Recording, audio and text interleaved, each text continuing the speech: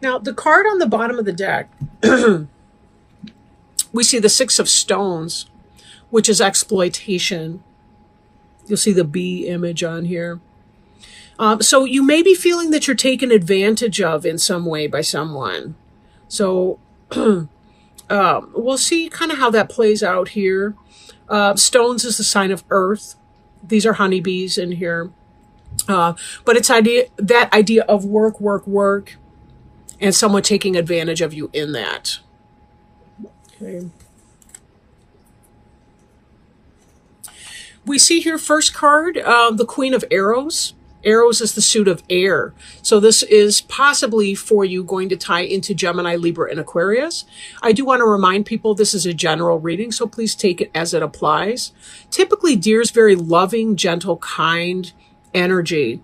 The antenna have to do with receiving downloads from source energy, intuition, but also logic and intelligence, and a nice, calm family type energy. We'll see how, if in some kind of way, that exploitation plays out, excuse me, in your reading here, what that type of energy is. With the moon, we can see illusion, deception. It could be cycles or phases. This is a primordial egg, meaning that there's raw potential that can be coming into play here. And this can be tied in with female fertility. Now, our next card, if I take these in groups of three, it looks like the possibility of some sort of deception, some sort of a thought egg, maybe an illusion of something, resulting in some sort of heartache, third-party situation, jealousy, and so on, with this Three of Arrows here. Now, how that plays out in your personal situation, take that as it resonates. Now, the card at the centerpiece here we see is the insecurity card. Insecurity is mental. It's thought. The Three of Arrows, jealousy, is also about thought, thinking. Whether this is grounded in reality or not, whether it is not, I do come back to this exploitation card. For some of you, it could be very, very real. That there's something to feel jealous about or to feel some heartburn about. This insecurity could be mental. What I mean by that is that I don't mean to say that you're mental, okay, clearly. What I do mean in this is that sometimes how we read the evidence could be, even if there's no evidence, but how we talk to ourselves about a situation can make it better or worse depending on how we talk ourselves through something. There's a biofeedback loop that can occur. Like if we start to feel low-level arousal over a stimulus, like say I'm feeling mildly nervous, maybe about going to the doctor or the dentist or what have you, and then I tell myself, oh, it's going to be awful. They're going to find a tumor. They're going to have to pull all my teeth out. I can very quickly make my low-level anxious arousal become a full-blown panic attack by how I think about things. Be very, very careful that you don't give into ungrounded thoughts, but that you seek evidence before you begin to think that something may be wrong in your relationship or situation. Now, we see also here the Knight of Wands. Wands is fire energy, right? And fire energy, this could be possibly Aries, Leo, or Sagittarius. So you may be thinking that your air sign is falling in love with or having an affair with a fire sign like an Aries, Leo, or Sagittarius. And that could be creating some upset for you. I don't know a whole lot of people that are truly comfortable with polygamy. I don't think that this jealousy card would be out here if you were comfortable with it, let's just say. And sometimes the fox could be about, what somebody's getting away with.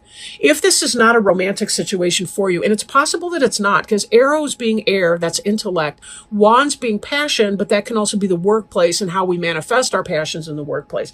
Not even in the sense of an affair, but like, a lot of times people feel really, really a great sense of purpose in what they do as far as a work situation. But when we tie in the exploitation piece of that, it could be that there's some sort of somebody's trying to get away with something at work. They're trying to play on your kindness or your sense of fairness or just wanting to get a good job done.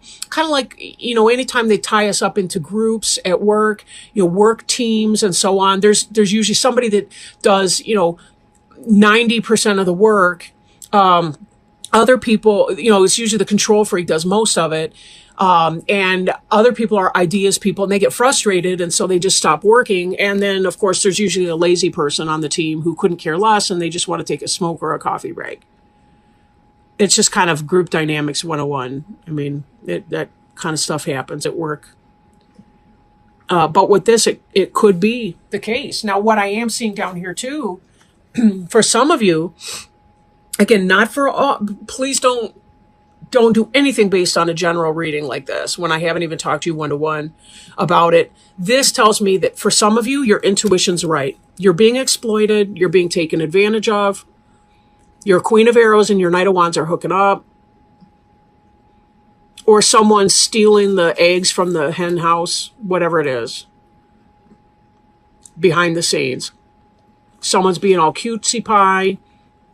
I don't know where these things that I say come from. I have no idea. I sound like a jackass. But you get what I'm saying. So some of you may be spot on with your interpretation that something's going wrong. I'm not happy with it. Someone's deceiving. And it's triggering an insecurity that you may be having. Maybe for some people when they're cheating, it's because they're feeling insecure. And that's what it's got to do with. Shaman and seer are like the male and female versions of one and the same. They're both intuitive people. They both understand things. They have good senses of intuition. They're psychic. They receive a lot of spiritual downloads. They know what's going on. They kind of get that sense in their gut, what's happening. So whatever this attempt at deception and so on, somebody's seeing clearly in that moonlight. There may be a lot of deception going on, but someone's seeing clearly. And it's freaking you out. Or it's freaking someone out. It could be that some of those people are insecure about being caught. Like, when we look at these two cards here, the deer, the fox is looking over his shoulder. Maybe because he's feeling insecure about getting caught. Okay, I don't want to pull that up just yet. We've looked at that card already. This is about burden. 10 of Wands is burden and responsibility. It's about plugging on in spite of everything. Plug it on in spite of everything. You're feeling exploited. You're feeling like people are taking advantage of your kindness. You're not feeling like you're in a strong position. This card here just floated over because I keep eyeballing the one beneath it, which is the Death card, which is about letting go of something to make room for something new. It's about clearing the weeds out of your garden so that there's room for the plants you actually want to grow there to have room to grow there. That's a scary thing for many, many people. But the fact is, you can't have a monogamous mind frame and be with a cheater and think you're going to be happy. You're just not. There are monogamous people, there are polygamous people, or polyamorous people. It's just, if you insist on monogamy in your relationship, there's no way you're going to be happy with a cheater. And the reverse is true, right? A cheater would never be happy with somebody who insists on monogamy. They have fundamentally different values in that relationship. Now, this card to the right here is Justice. The seer, the shaman, this is you. I really feel like for most of you that are resonating with this reading, this is you and you know what's going on already. You know what time it is. And there's a sense of justice here. Meaning you're going to do the right thing. You know what's going on, and you will do the right thing with that. You will do the right thing. When I look at these cards, these are in the future. There's this jealousy sense, but there's also a sense of responsibility and a sense of justice in that You don't like the pain. It's creating undue burden and responsibility for you, but you still have to carry on. You still have to pay bills. You still have to go to your job. You still have to take care of kids if you have any. But you know what it is. You don't want to be exploited in this way because you're just working too darn hard for people to be playing around behind you. And this Justice card does indicate right thinking, right mind, but it also indicates that you'll do the right thing. You will do what you need to do to unburden yourself of this unfair situation. Trust in your higher self, your wiser mind. No hasty decisions. Plan things out logically. If you need to process your experience, for some of you, the seer and the shaman could recommend, going to a counselor to discuss what you're feeling. Receive some validation that it's not unreasonable to expect that the people in your life are going to experience or be fidelity to you. That's not the right way to put that, but that you want fidelity in your relationships with other people and that you don't need to settle for less. You are enough. You're good enough. And there's no reason that you can't expect that from others. So I'm shuffling a supportive card here. I want to look at one last card that might help us with clarity, with understanding. These cards are the Animal Wise Tarot by Ted Andrews. And if Spirit would help us, help our Pisces, Sun, Moon, or Rising sign friends, anyone who's going through this very uncomfortable situation, and through some of the frustration and the anger and the heartache and the feelings that can come up from this kind of situation. Not to mention, if we live with people, it becomes a financial arrangement. That's stressful as hell. But if they would provide clarity, wisdom, guidance, healing, love, by providing us a picture of a totem animal and some lessons that we can relate to as we're trying to parse through this information and see what it is that we need to do, what might be our best choices and ways of response. This is interesting. I pulled this card for another one. I cut to it. It's not in this other reading I did, but it's coming out for two different people. That's so interesting. Of course, their reading was quite different from yours, but the lesson, this is the King of Four-Leggeds, the gorilla, and the lesson is strength, nobility, and generosity. What a wonderful thing. I'm going to read the reversed for this one too. I didn't in the last reading. I did. The powerful gorilla is the largest of the apes with broad chests, a muscular neck, and strong hands and feet.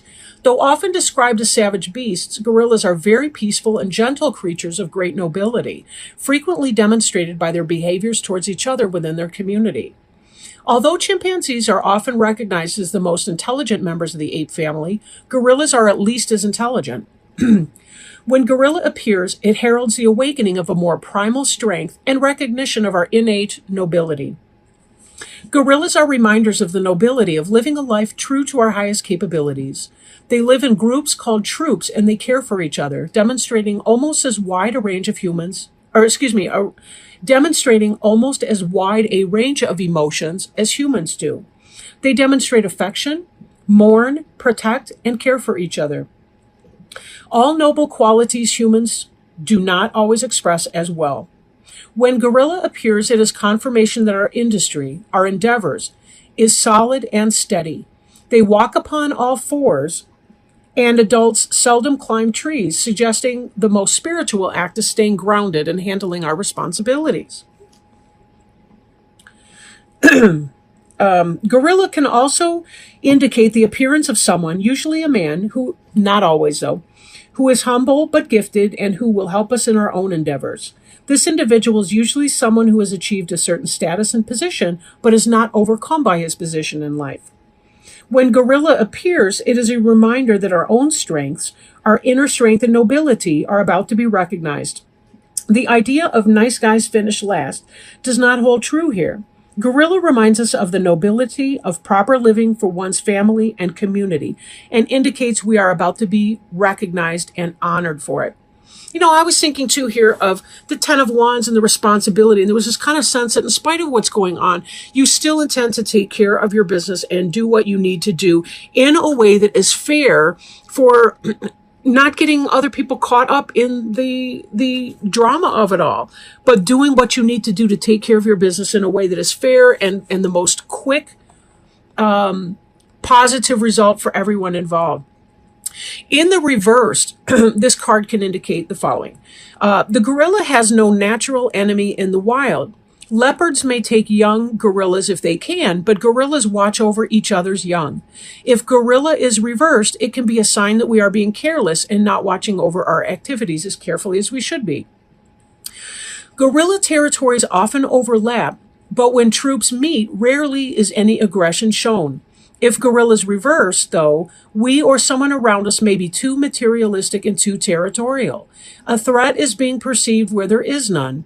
Troubles and complications will result from this. Within the gorilla troop, each led by an old male, there are dominant roles. If gorilla is reversed, there are problems.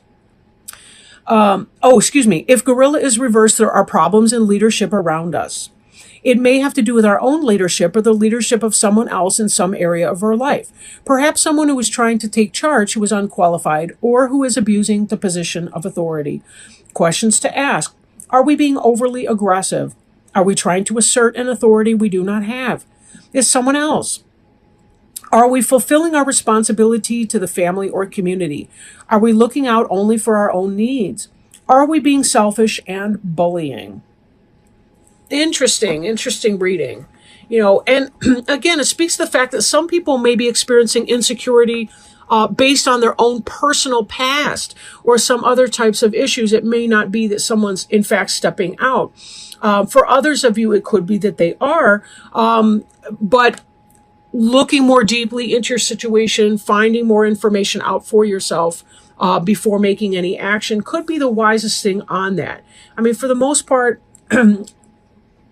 it does seem to be that there's some very positive influence in here, that right will prevail. Right will prevail. And that's something to be reminded of in our justice card. Part of justice is understanding and recognizing that when we do come to the right decision about something, that there's taking the higher road. Like 2 wrongs never make a right. Right? 2 wrongs never make a right.